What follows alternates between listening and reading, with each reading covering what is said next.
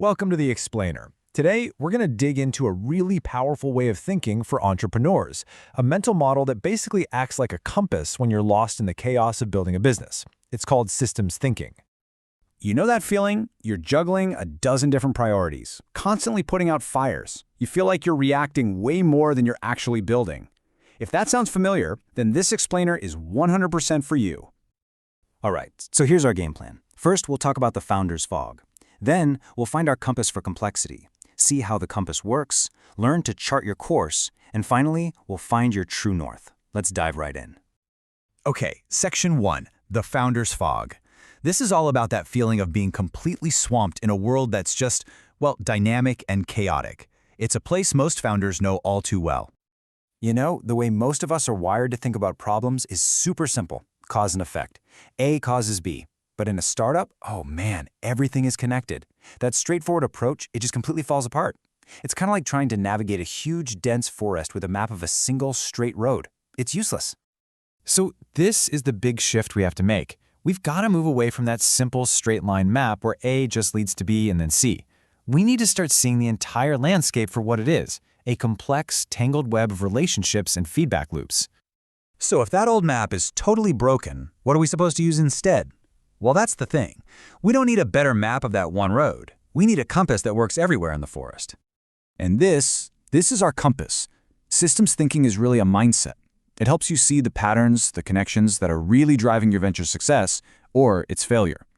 It's all about stepping back so you can see the entire forest, not just the tree right in front of you. All right, so let's get into the specifics. How does this compass actually work? If we can understand its key features, we can start to get our bearings in pretty much any situation. First thing, and this is absolutely fundamental, you have to get that in your business. Everything, and I mean everything, is connected.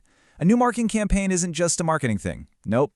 It's going to affect your sales team's pipeline, it's going to put new demands on your operations, and it'll generate feedback that needs to get back to product development.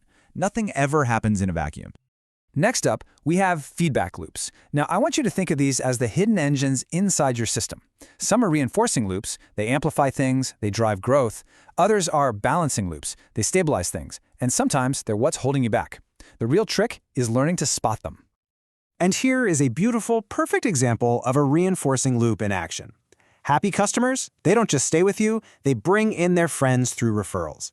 Then those new customers get happy, and that positive cycle just keeps growing and amplifying itself.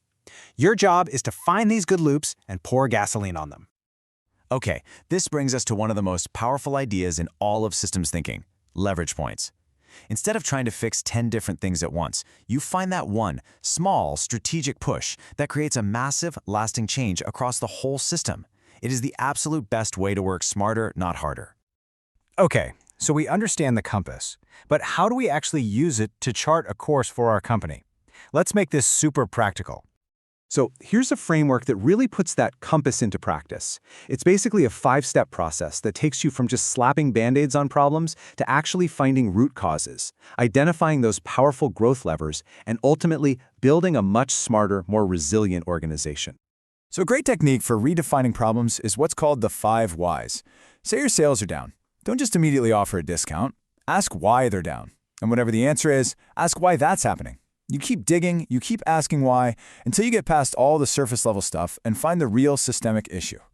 The good news is, you don't have to do all this in your head.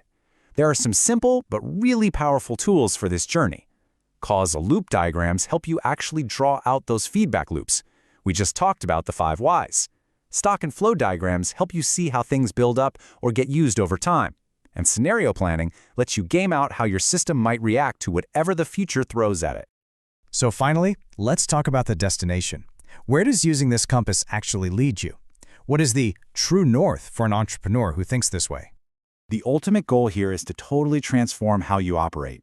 When you really embrace this, you shift from being a firefighter, constantly reacting to daily emergencies, to becoming an architect, intelligently and proactively designing a business that can adapt, thrive, and actually last. I think this quote just nails it. Systems thinking is the entrepreneur's compass, helping them navigate the turbulent seas of innovation and build businesses that last. See, it's not just about speed. It's about navigating skillfully so you can build something that's truly built to last. So as we wrap this up, I want to leave you with a question to really chew on. What is the single most powerful leverage point in your business right now? What is that one small, focused change you could make today that would create the biggest positive ripple effect across your entire system? Find it. That's your next move.